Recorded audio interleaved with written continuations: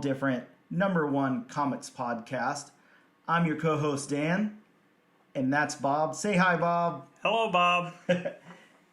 In the all-new, all-different #1 comics podcast, we take a deep dive into a brand new #1 comic book each and every week from local comic book shops.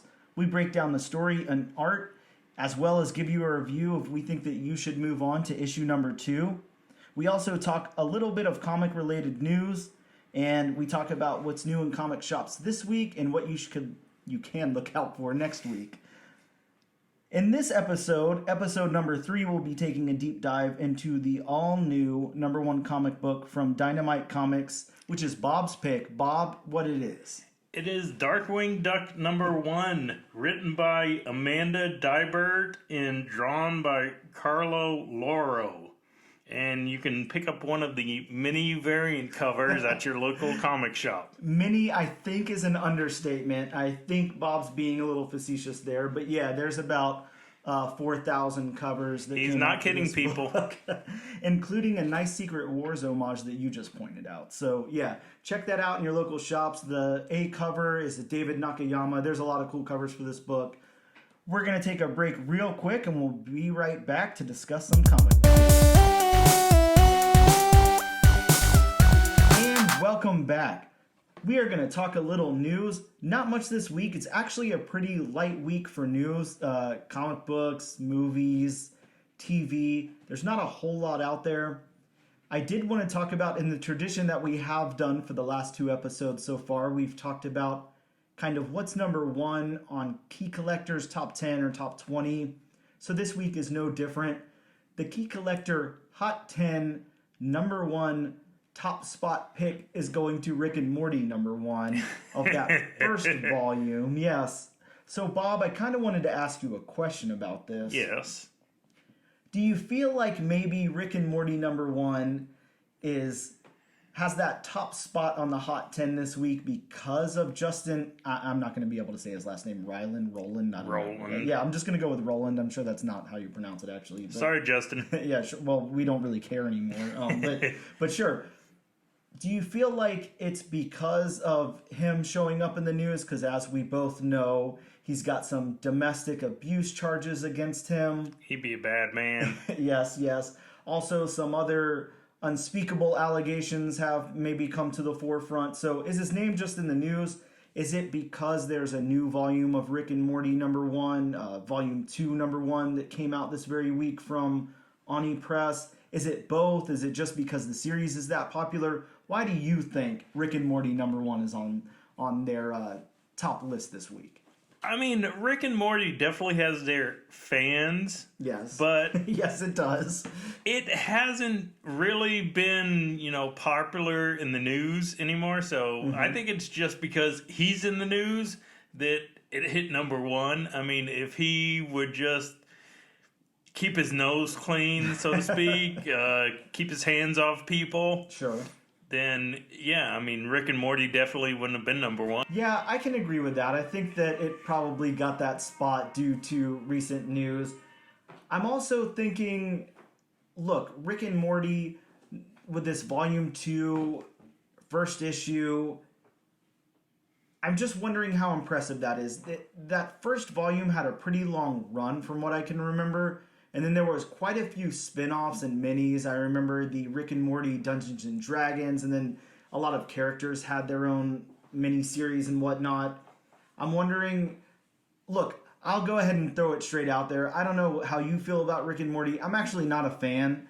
I tried to watch quite a few episodes, and it's just not for me, but I don't really like that kind of thing. I'm also not into, like, The Simpsons and Family Guy, so I could see where it's not made for me, but I've watched a little bit of it, and for the Simpsons fans out there, which I am a Simpsons fan, sure, they had a couch gag with Rick and Morty, and it was done really well. And I mean, again, I've watched a little bit of it. Mm-hmm. I know enough to make me dangerous, but I can't necessarily say I've ever been a fan of Rick and Morty. Yeah, and again, that's how we can. I don't know. We can kind of agree on that. Not a huge fan. I've watched a few episodes. Not really anything I'm ever going to go back to. I did collect that first volume of the series. I don't have issue number 1 anymore because I sold that when it heated up quite a bit. That one exploded at one point. Sure, well, I got lucky and I bought a collection off of a guy who was going into the military. He sold me that entire run plus everything, every tie-in, every spin-off, every main series Hellboy comic ever created all together in about 6 or 7 long boxes for, I think I paid $75, so I definitely got my money back off that Rick and Morty and kept everything else. So I'm okay with that. Just that number 1 alone in good condition, you'd get your money back. Yeah, so I think I did A-okay on that one. But yeah, again, the Rick and Morty stuff isn't really for us. I haven't read one of the comics, so maybe it translates a little better into comic. I think one of the big problems I have with it is the voices, which is that creator there or that co-creator, Justin, is the one that provided those voices. And now, as we know, he is also off of. Bob, we got a new trailer this week. You and me just sat here together and watched it. I had watched it a little bit before this. Harley Quinn in a very problematic Valentine's Day special, which is a name in of itself. Look, we can break it down a little bit. Before we do, what are your first impressions of this trailer? My first impressions is it's Harley Quinn. I mean, it's going to be raunchy. Yeah, I mean, it's going to be, you can't watch it with your kids. No, it's going to be hilarious. So those are my first impressions. Yeah, when I first watched it and when I watched it this time, I think I had said maybe on that first episode that I just started watching the Harley Quinn animated series. It hadn't been in my wheelhouse, and then I started watching it, and I can't say that I don't enjoy it. It's fun. It's not something I'm probably going to follow that closely or anything, but it is fun. It's something I could definitely just throw on and have on. I don't mind it at all. This trailer looked cool though. It's a really focused story. It's, as we kind of break it down here, we see that Harley Quinn is talking about how much she loves Valentine's Day because you can get away with doing such cheesy stuff and get away with really expressing your love to someone else and all of that. She gets to the point where you can tell she wants to do something very big for Poison Ivy, and I'm not going to go into anything too not safe for work here, but let's just say that she does something to make her very excited, and then that spills over into all of Gotham. She puts those pheromones to work, people. Sure. Yeah, and that kind of spills over into the streets to everybody else in Gotham, and then they are equally sharing their... I don't know. This is hard to say in an unexplicit way, but they are... To compare it to something else, it's like that episode of Doom Patrol. With Lex Mentallo. Yeah. Just think of that. Yeah, and that's kind of what's going on there. Look, it looks like a fun trailer. We already know what to expect with the art and the characters here. If you've watched the Harley Quinn animated series, then you know what to expect there. If you're just even if you just pop into this and you haven't watched the animated series, I don't think that would hurt anything at all. I think you'd be fine and caught up well enough if you know the characters. It looks like a lot of fun. I have to say I'm highly anticipating seeing this special. So that's what I wanted to know about you. How excited are you to see this thing? Are you stoked? I know you said you're not 100% caught up on the show, or you are? I am, yes. Okay, you are, so you don't have to take a break before you watch it or anything. No, I do not. Which, Harley Quinn just came out of nowhere, especially with the voice of Harley Quinn, Kaylee Cuoco, I believe is how you pronounce her name. Oh, nice. Coming off of The Big Bang Theory and then transitioning to what she's doing for Harley Quinn, it's like a complete 180. Is that who that is? It's one of the girls from The Big Bang Theory. Yes. So yeah, wrapping that up, I'm excited about that. Bob's excited about that. Make sure you guys go out and watch that. I believe that is HBO Max. It is. Or I guess HBO proper or whatever form of HBO you have. That's where you're going to be able to see that. Whatever you pay for. Yeah, exactly. So make sure you guys check that out. Check out that trailer. It will blow you away. It's a lot of fun. The last little bit of news that I have this week is more James Gunn news. So I don't know if you're already tired of James Gunn news, Bob, but that's all we got this week. There's not a whole lot. James Gunn was responding to some comments, tweets on Twitter regarding casting roles in his, I don't know if we're supposed to call it DCU or not, that's what I'm going to call it, in his DCU movies, when a fan asked him not to just pull over those same actors from Guardians. So the fan was kind of saying, hey, I don't think that you should just pull over those actors from Guardians. Get some fresh new actors in the roles so we're not already tied to these actors in these roles and everything. New blood. Yeah, exactly. That's something we can talk about in a second. The other thing that I wanted to say was he also announced that he would be, he also replied that he would be announcing some of the slate of movies before the end of this month. So the end of this month is, what, less than a week or a week at max away? Yeah. So we definitely are supposed to be getting some announcements out of James Gunn as far as what we're going to be getting on the slate. Stuff that we're not expecting too. It's not, I don't think that he's coming out announcing that he's doing a Superman movie. We already know that that's on the docket. So it's supposed to be fresh announcements. So my question to you was, do you have any predictions, number one? Number two, is there anything that you'd like to see? And then number three, I want you to give me a deep cut of something, not necessarily that you think you will see, but give me your Guardians type of pitch in the DC universe. And, to be honest, and this is just off the top of my head, being that it's James Gunn and he did tackle Guardians of the Galaxy, which, be honest here, not a whole lot of people knew about Guardians of the Galaxy. I knew enough to make me dangerous about those characters, but I really knew nothing about them. Uh-huh. So, to be honest, I could see him doing Arm Fall Off Boy or the detachable kid from the Suicide Squad. I have to admit, I'm almost a little scared that we might, just because of what he did in the Suicide Squad, that we might get some kind of, I don't know, Plastic Man thing or something. Something that he could, really campy, that he could kind of introduce and then kill off that would, I don't know, that's just the impression that I'm getting. That is my hot take prediction. That's not what I'm reaching in the back catalog. That's not what I want to see, but I think that in one of these movies, in the first wave, I think we're going to see Plastic Man. I mean, that's about as cheesy as you can get, because especially with the outfit, translating to the big screen. Well, let's talk about what James Gunn has ahead of him here. Let's talk about what... He's got a long road ahead of him. Sure, but he's saying that he has a 10-year plan for this DC universe. We talked a little bit last time about comic movie fatigue. Yes.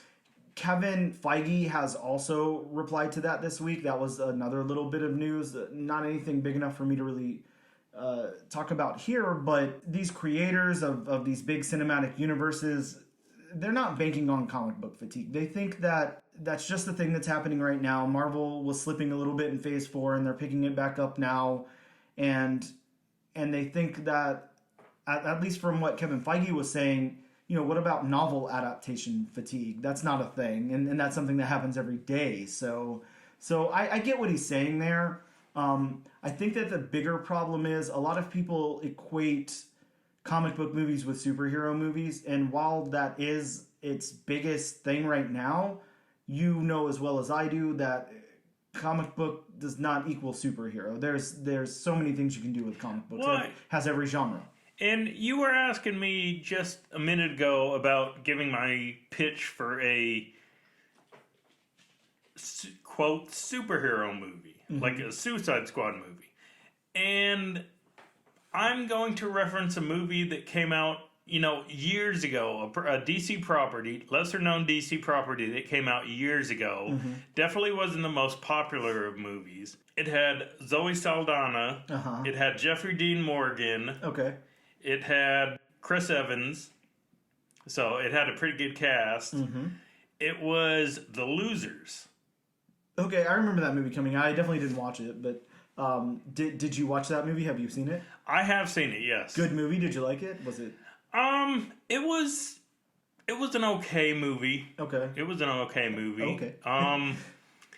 To me, it definitely wasn't a, cult movie for me, like, say, like League of Extraordinary Gentlemen or anything like that. But, Yeah. I mean, it was a pretty good movie. But, I think if you did it right, the fact that they aren't superheroes, they don't have superpowers, they're basically a group of, mercenaries or heroes for hire or whatever you want to call them. Sure. If done right, I think it could be a good movie. Yeah, and just to circle back around, I do want to just throw out there what we know is on the docket for DC movies coming up that may or may...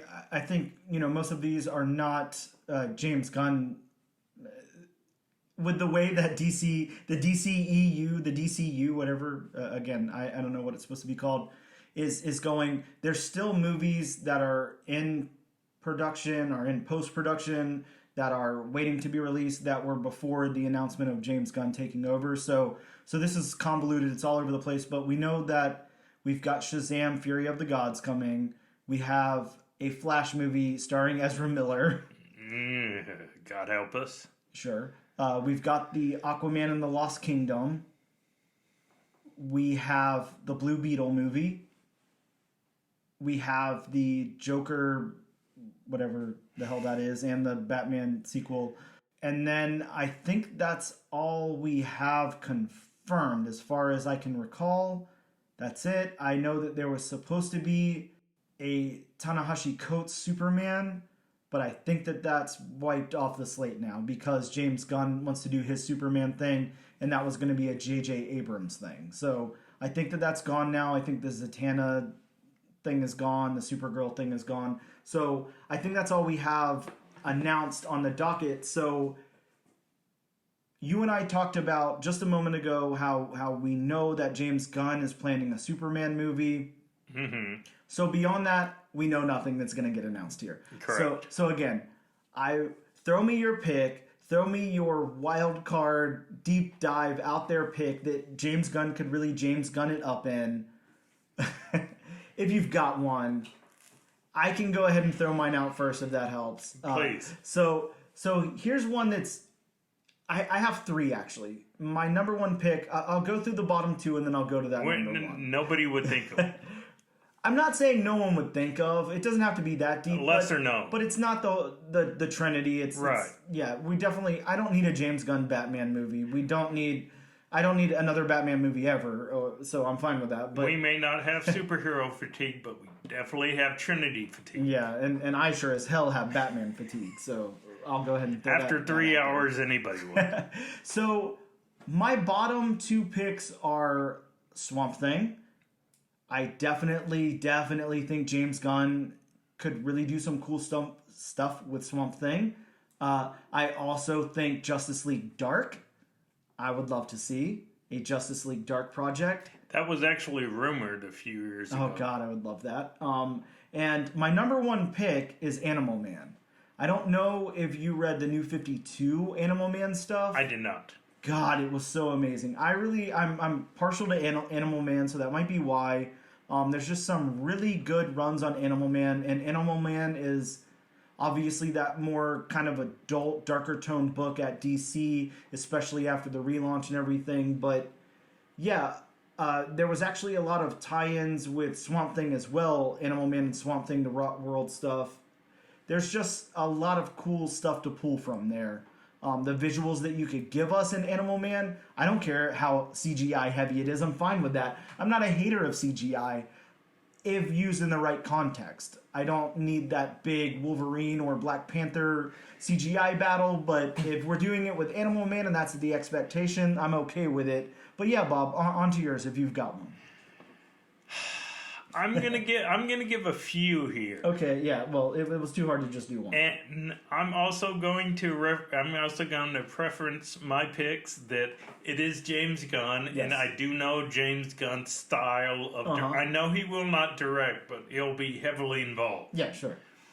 So my first pick is going to be Adam Strange. Okay. Yeah. Okay. Then I'm going to go the Atom. Okay. I'm going to go original Adam and not Ryan Troy Adam. Huh. All right. Yeah. And then I am going to go Green Lantern.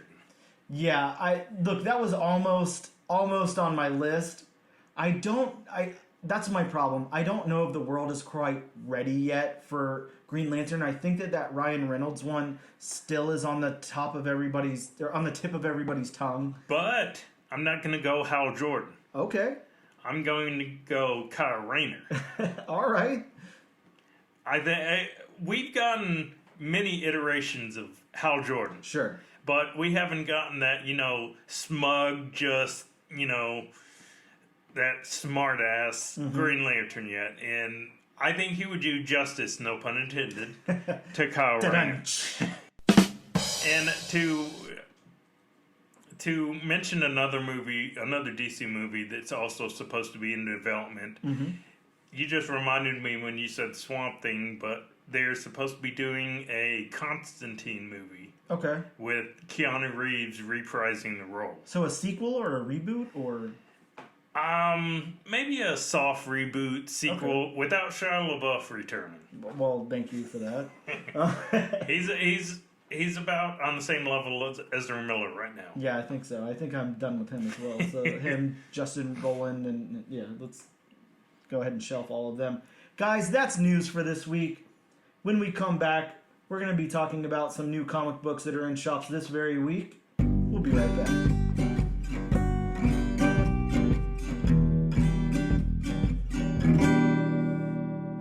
We are back to talk about some new comic books that came out this week. Guys, new this week in comic book shops. If you missed out on any of these, don't worry. You still got plenty of time, hopefully, to go back and pick up a issue. We've got Dragon Age: The Missing #1, Action Comics 1051 with a brand new 3-story format, Batman: One Bad Day Catwoman one-shot, Lazarus Planet We Were Once Gods one-shot.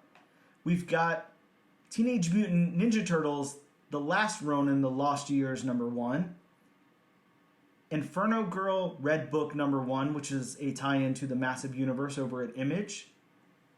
Also from Image is Invincible #1 facsimile reprint, along with an undeluxe version, which is in glorious black and white, stripped of all of its color. The best series in the entire world. I cannot understate this at all. Overstate this, I guess, was the correct word to use.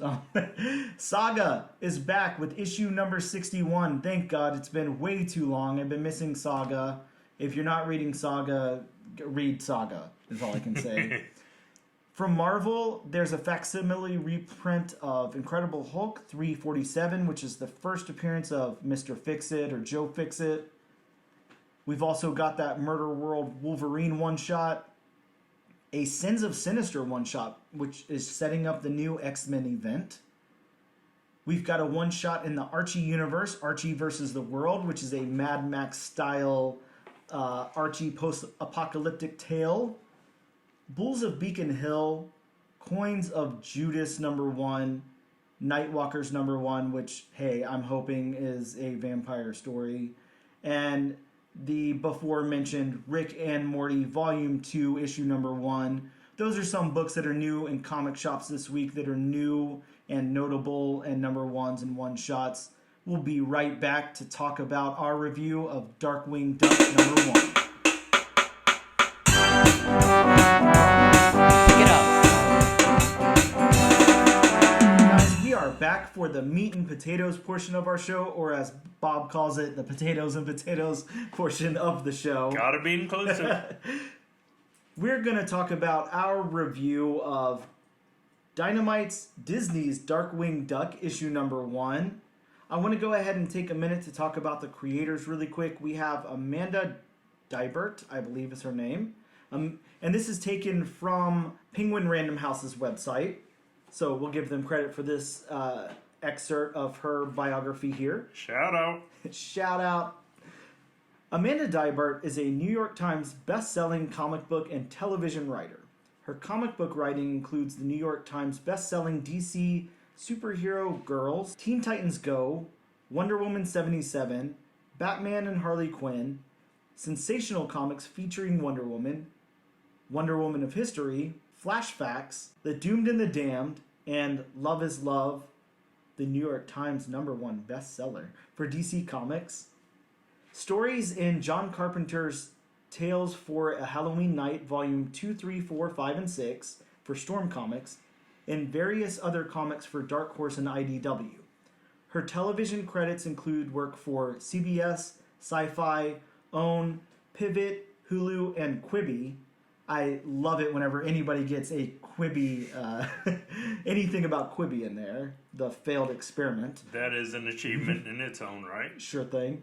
And 4 years as the writer for former Vice President of the United States Al Gore on his international climate broadcast, 24 Hours of Reality. Wow, she's done a lot. Yeah, she's pretty well-versed there. She is currently writing for the animated series He-Man and the Masters of the Universe for Netflix. Oh, then I already like her. Yeah, exactly.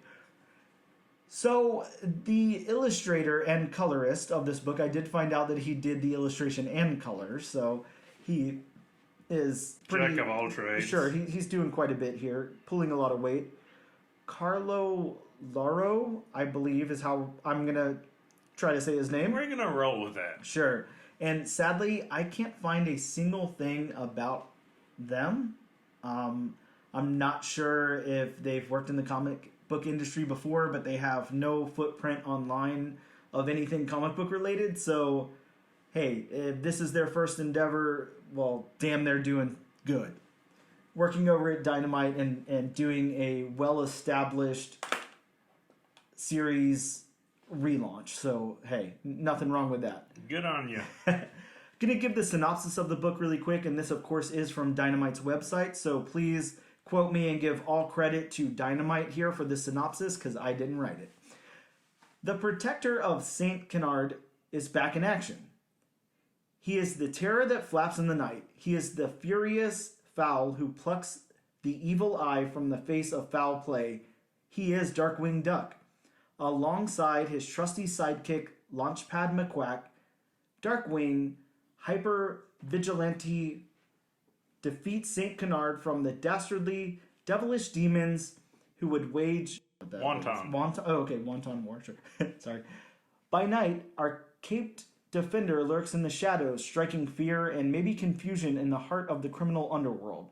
But by day, no one suspects that Darkwing is also a mild-mannered Drake Mallard, a well-meaning father to his adorable adopted daughter, Gosselin? Yes.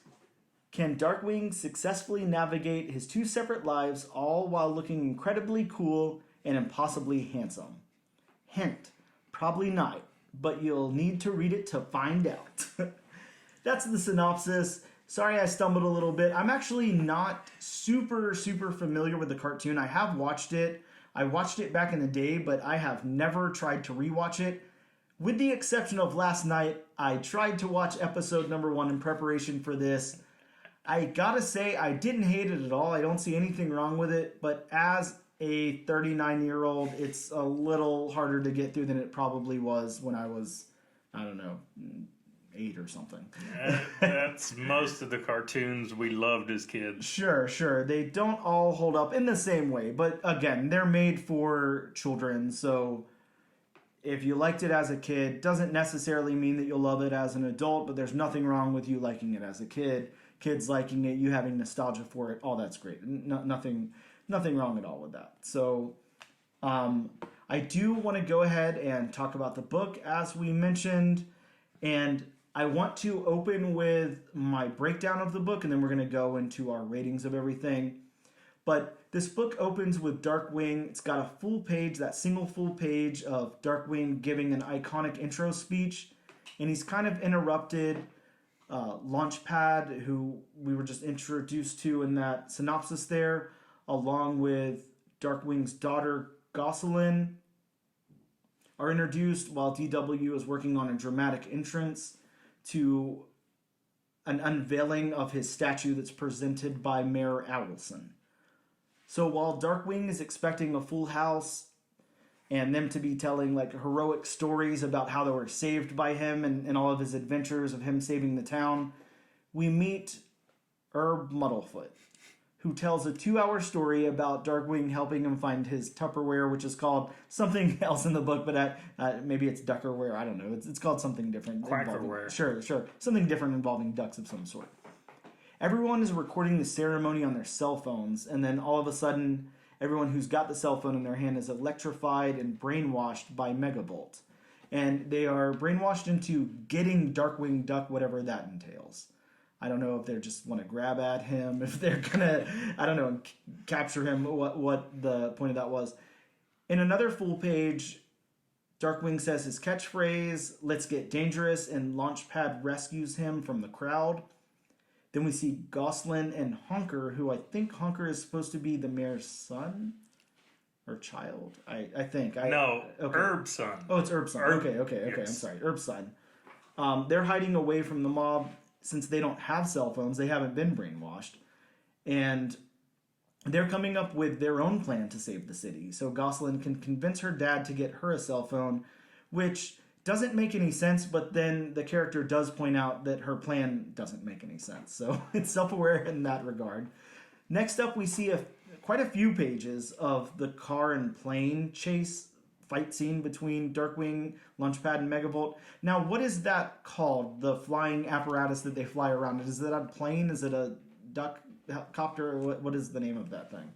It's been so long since I've watched the cartoon, I cannot remember the name of it to save my life. Yeah, and I don't recall seeing it in that first episode, but either way, it's not important. They're in that, and there's somewhat of a fight scene. Next up, the kids unleash their plan to use a bunch of electricity by playing a super loud guitar and, I'm guessing, a amplified accordion, as well as singing. Yes. And they're singing the Darkwing Duck theme song from the cartoon. Just about. I think they made some changes, but just about the theme song. Yeah, because from what I remember, at the very least, that theme song is pretty iconic. It's got a lot in there, but it's one of those 90s theme songs. Oh, yes. Yes. To a T.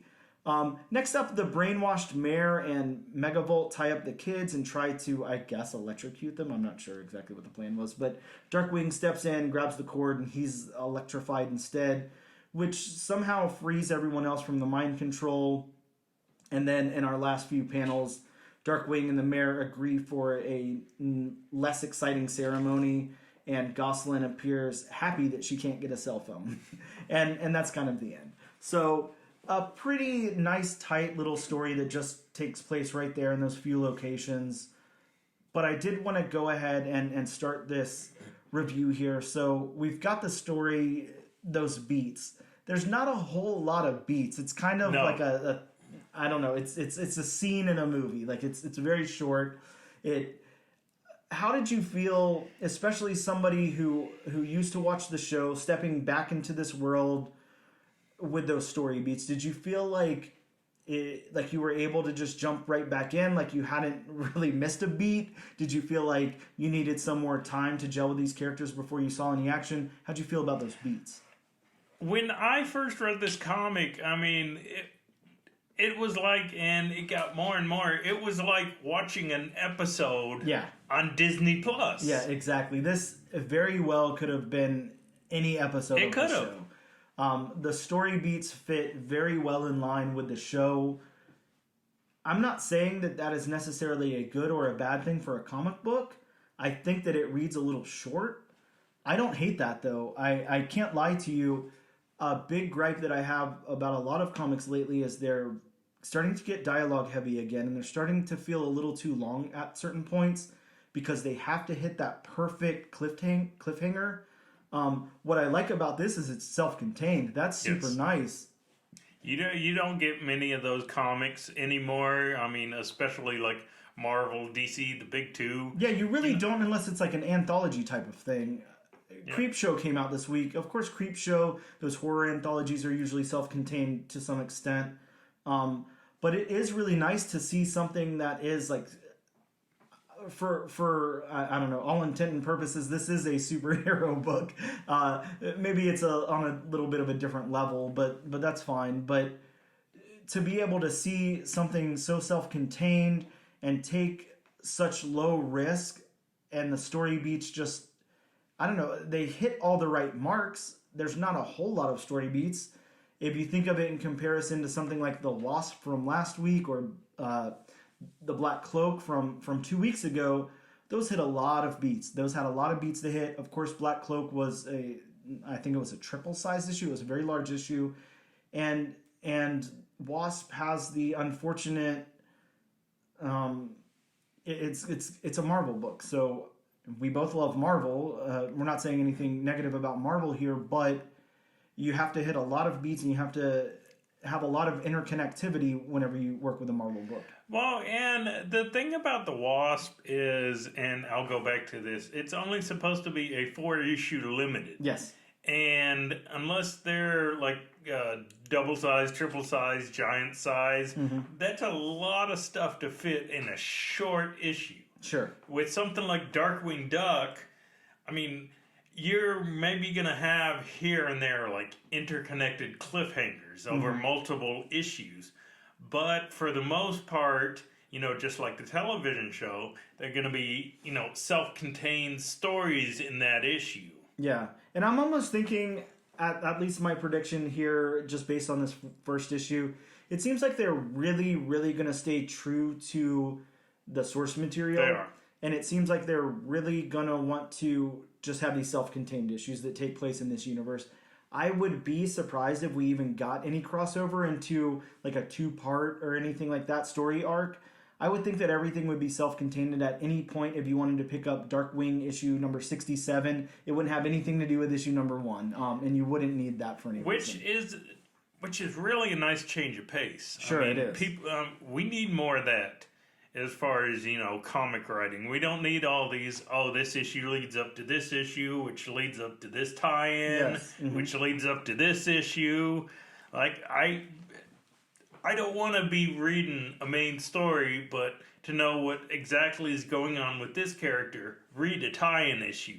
I like the self-contained single-issue stories where you don't have to read anything else to know what's going on.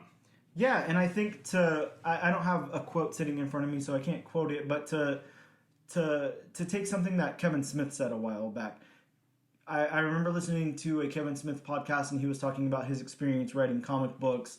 He worked on Daredevil. He did Batman Cacophony and The Widening Gyre, and he's done quite a few things for... Fantastic run, Daredevil. Oh, yeah, very, very fantastic. But yeah, he's done quite a few things in the comic industry. He also did that Green Arrow run, I believe. Yes. Yeah, done some cool stuff. Kevin Smith said you have to remember as a comic book writer that every single issue that's in a comic book shop is someone's first issue. Someone is going to go into a comic book shop that's never read a comic before, pick up a comic book, most likely either one based on a character, the name, or the cover, pick it up and then decide to read it. We've all been there. I remember, I don't know what your first issue was. I don't know if you remember what your first issue was. I remember heavily getting into that Robin miniseries in the early 90s. So I believe that one of those was my first issue, but he's completely right. Every single issue of a comic book is someone's first issue. So if you're able to make it read that way, yeah, I understand you've got a 12-issue arc and we're on issue number 4 and you can't just explain everything that happened on issues 1, 2, and 3 before that, but you still have to approach it in a way as a writer to where it's inviting to potential readers, just like you would with a television show.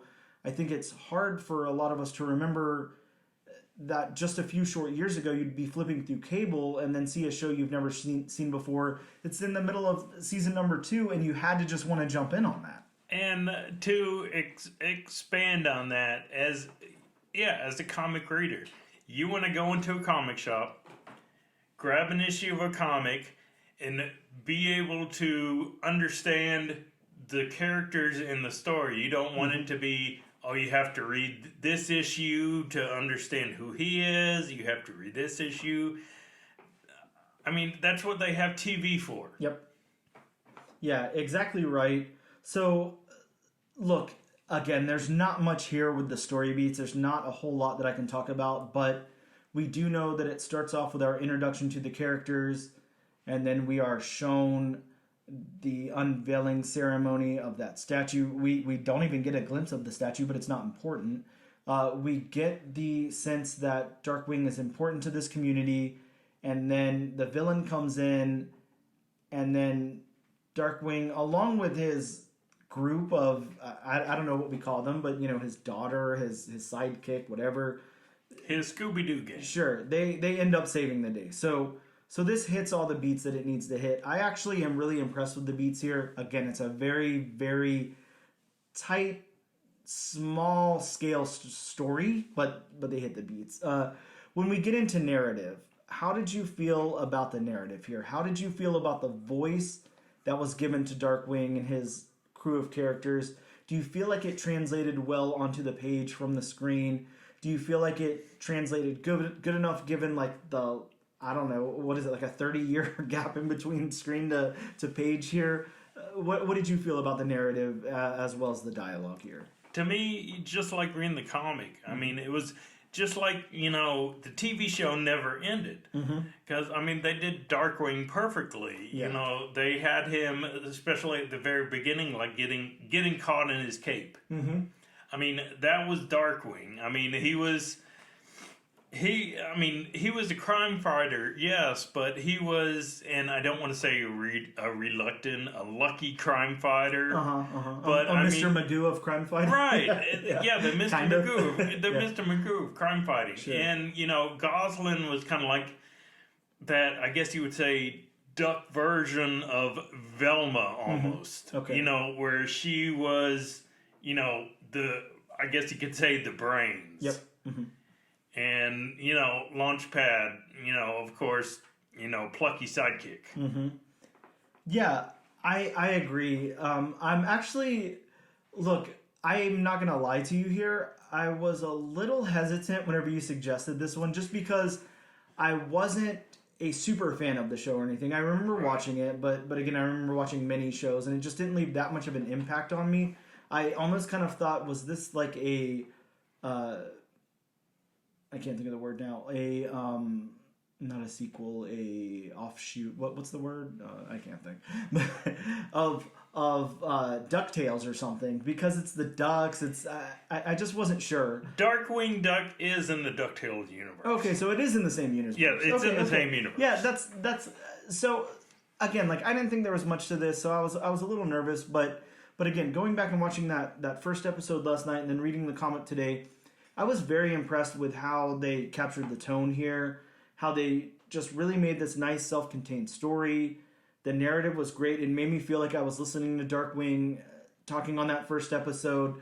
The dialogue was very similar. It's he's boosted. He's got kind of an ego, but it's not a bad ego, but he's pretty full of himself, He's very full of himself. Yeah, take my picture, make sure you get my good side. They're all Every my good side side. is my Yeah, good sure, side. like that kind of thing.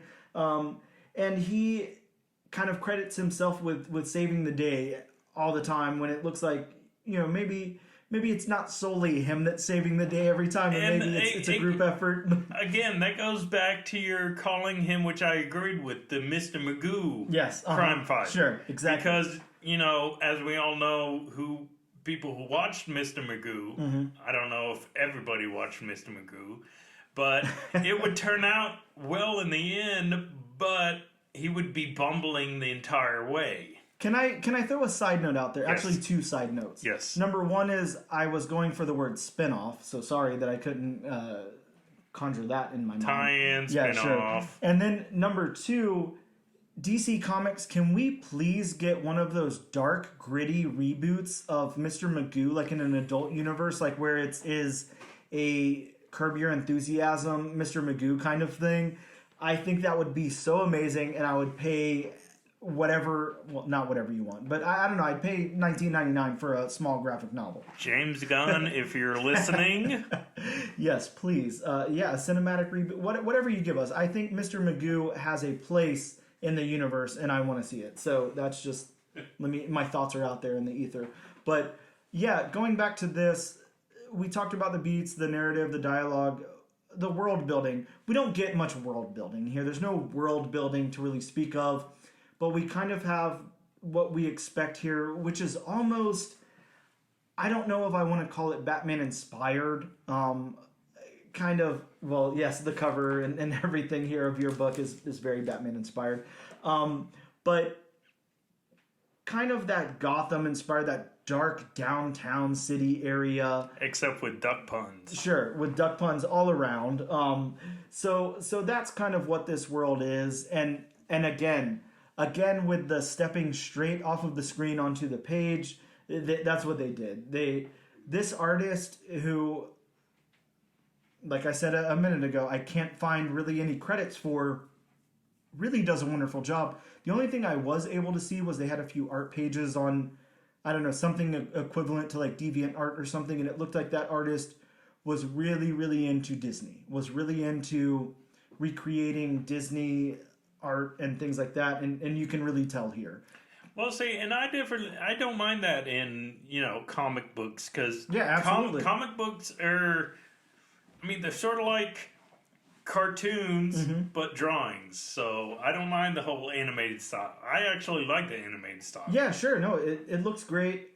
But yeah, again, for world building here, we get those scenes kind of on the roof or whatever that is. We get the scenes in the, I don't know, town hall or wherever that is. We get the scenes on the street with Darkwing and Megavolt. And that's really the whole world that we get here. So there's not a lot of world building, but I think that they do a 10 out of 10 with what they're working with. I think that again, we're really able to turn off the very last episode of Darkwing Duck and then open the comic book, and it feels like you're just watching the next episode. See, and that's one thing you want in world building. Yes. You don't want much in the way of contradictions or confusing things to where it's like, oh, this is this and this is this. It's kind of nice to go into a comic and know the world you're going into.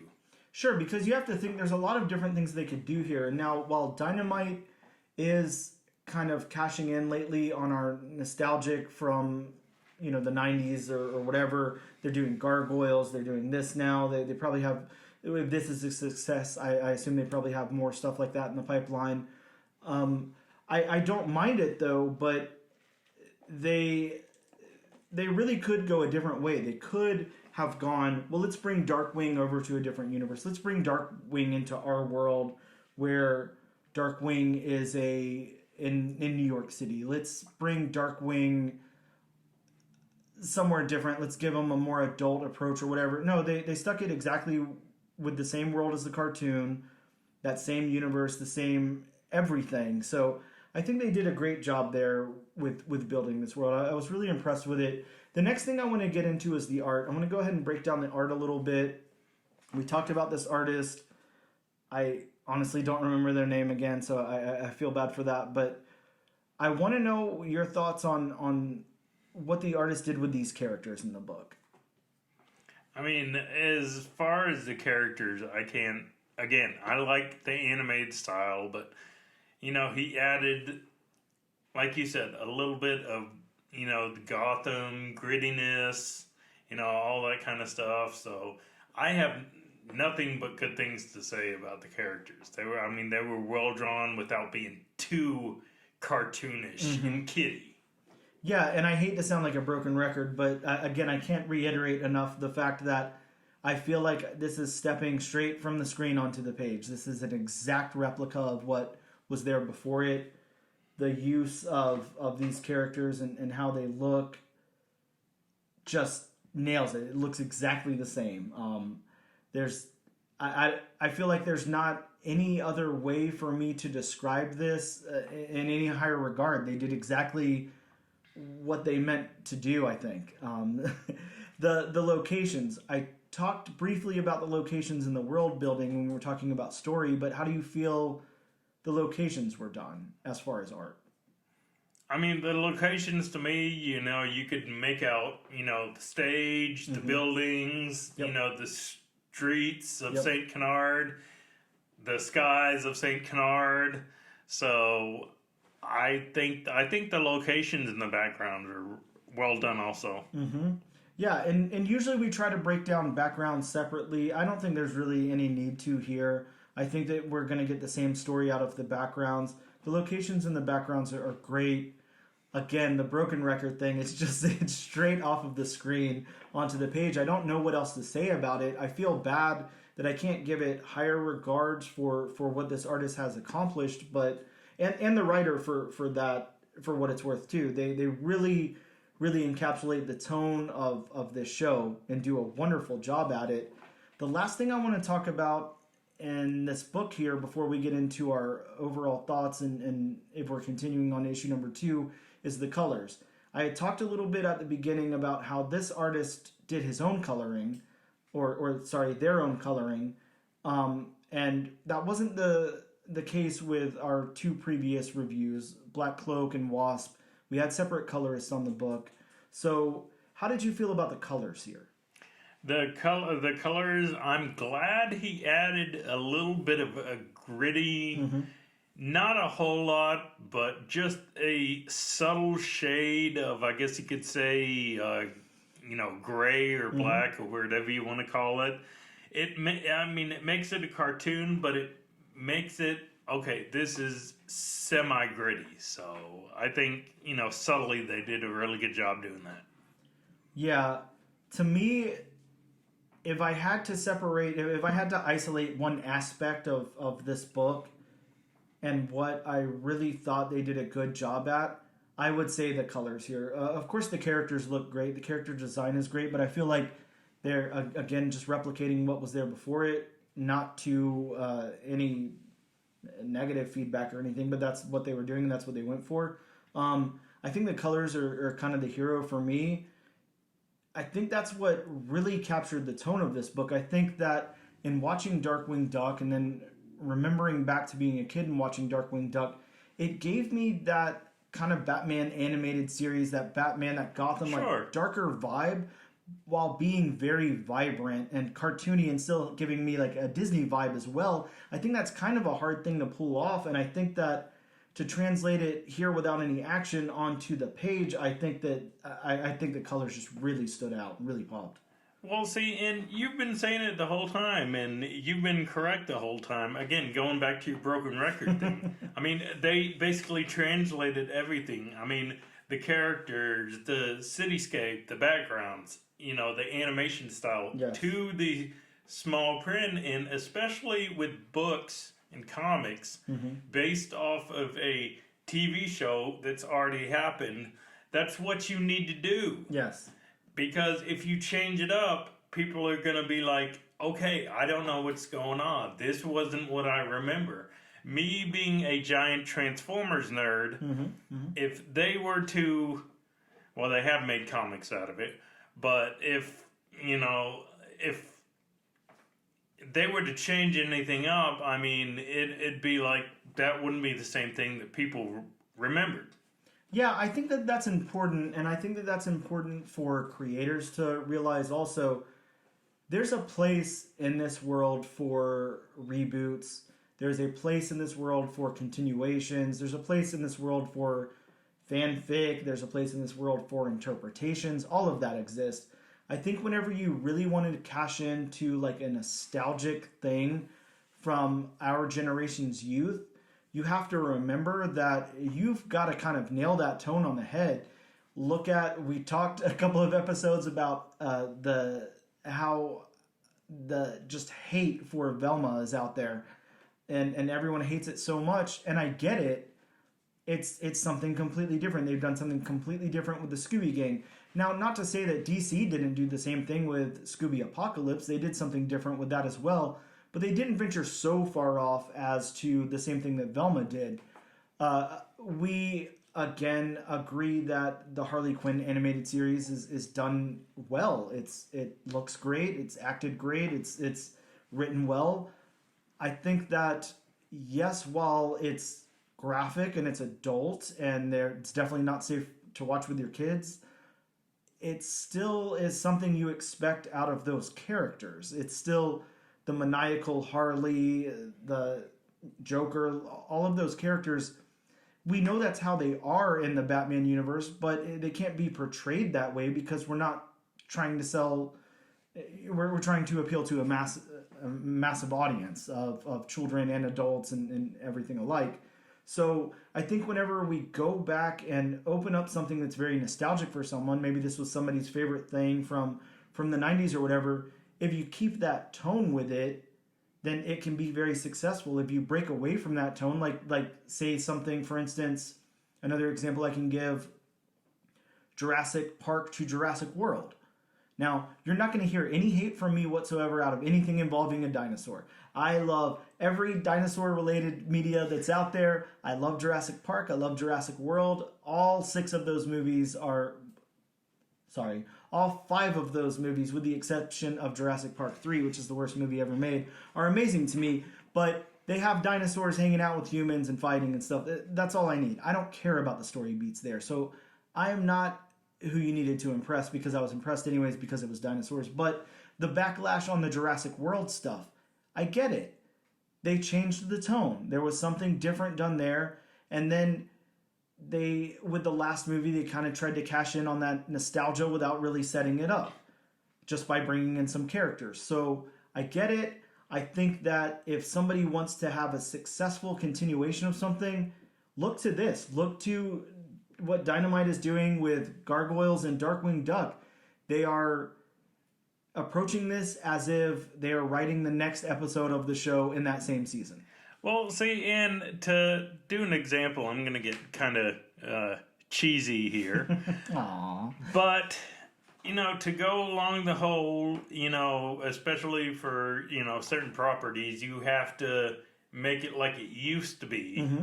If you do that, then, the older generations who remember the original can still read and relate to the newer generation. Yes. Say, their kids. I mean, they can read the books with their kids and they still know what's going on. Mm-hmm, mm-hmm. Yeah, I think you're absolutely right there. And to wrap up our review here, I do think that... Sorry, that was such a long-winded way to talk about the colors and the art and everything. But yeah, the artist and the writer here, everybody involved in this book did a outstanding job recreating that tone. Now, whether that translates to if you want to continue to follow the story, if you want to continue, go out and pick up issues 2, 3, 4, whatever, might be a different story. I don't know, but I do want to get into that. I think that again, it's a different story. So, Bob, are you going to continue on to issue number 2? And I think I will, not only because, I really enjoyed Darkwing Duck as a kid. I mean, I can't say it was my favorite, but it was one of the few shows on Disney that I really enjoyed. Yes. And especially if they continue with the single self-contained issue and don't do too many... tie-ins and, major events or anything like that. I think I will continue this book. Yeah, I think I agree with you. I think that this is not necessarily for me, but I really enjoyed reading this issue. I actually enjoyed it more than watching that episode of the show, to be honest with you. Rose-tinted glasses, sir. Yeah, sure. I think that I will definitely pick up issue number 2. I don't think that it's an easy sell for me all the way to issue number 3. I don't know. I think that number 2 might have to throw me a little bit of a curve. But again, there's a fine line there. I don't want much of one, but I think I need something to continue to be interested. But yeah, I agree that I will go to issue number 2. If not for anything, just to support this writer and artist, because they did such a wonderful job. I'm so impressed with this art. I think that the writer already is very critically acclaimed, so it's not like she needs any props from us. But the artist, guys, if you have not checked out this book, if you're on the fence about checking it out, hopefully we helped turn that a little bit. But if we did not, at least go online and look up some interiors from the book, see what you can. They're beautiful, and if you have any experience with Darkwing Duck from before, from when it used to come on, or if you watched it on Disney Plus or whatever, yeah, definitely check this out. The art is wonderful. This artist is carrying so much on their back. and it's all nostalgia that they're carrying on their back. It's not weight from lack of the writer, because the writer is doing wonderful stuff too. But yeah, this is a win all the way around. Bob and I both recommend that you check out issue number 2 of this series. And with that being said, we are going to take a quick break, and we will be right back.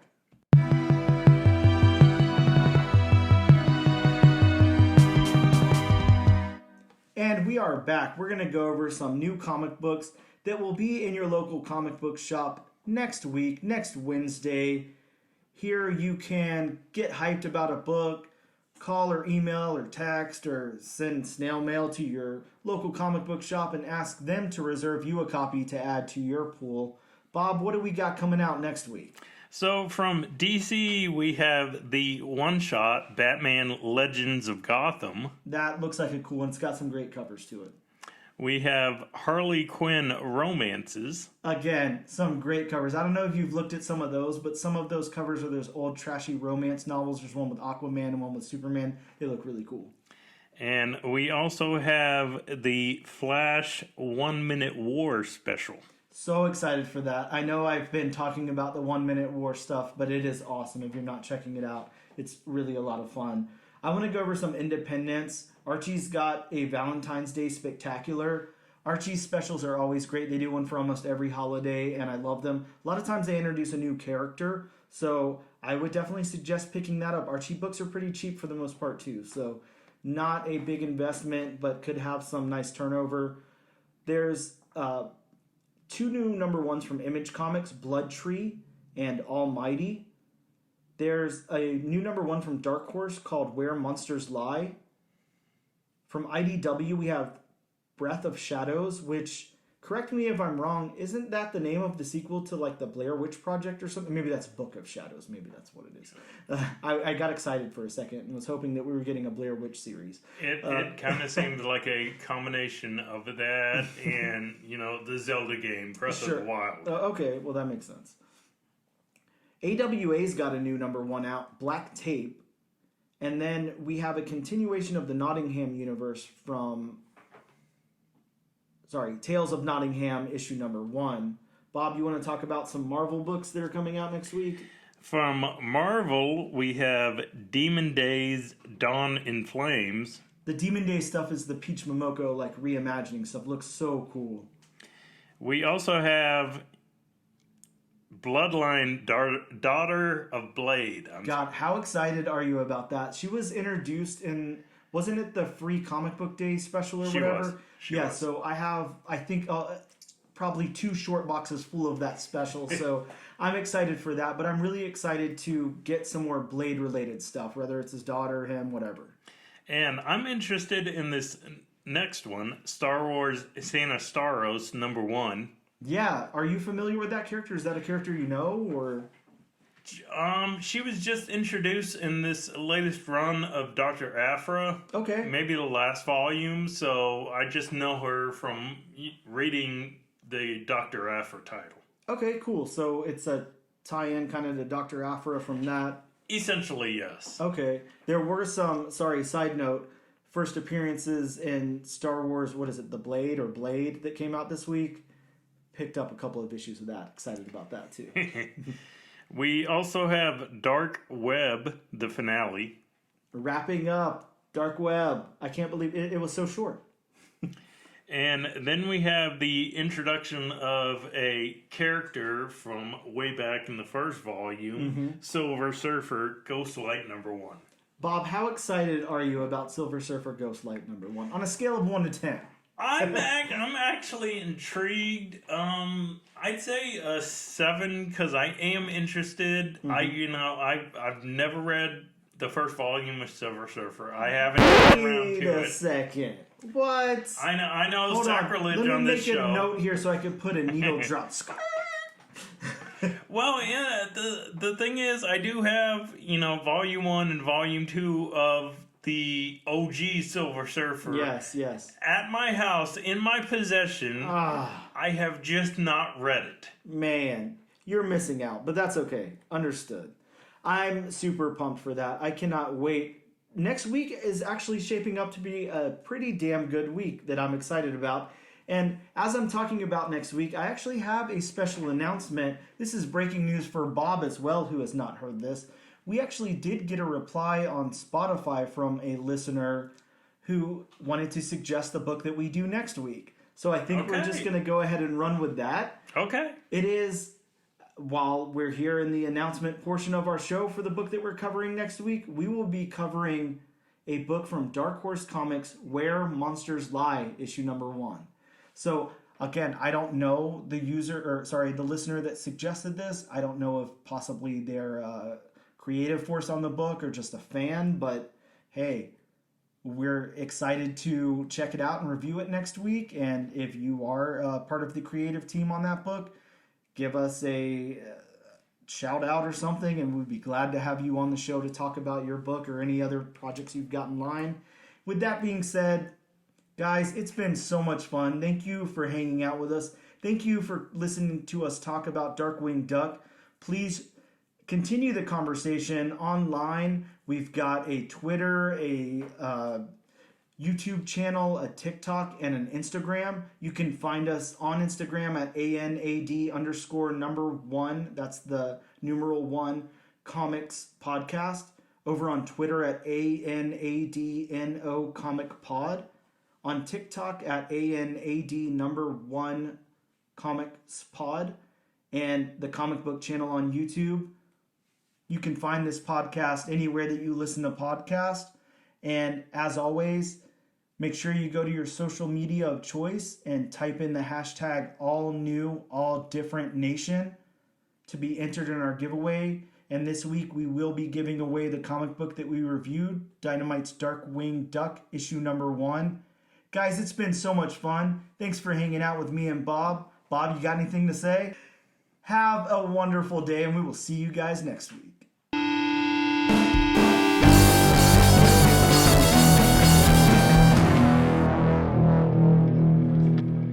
No.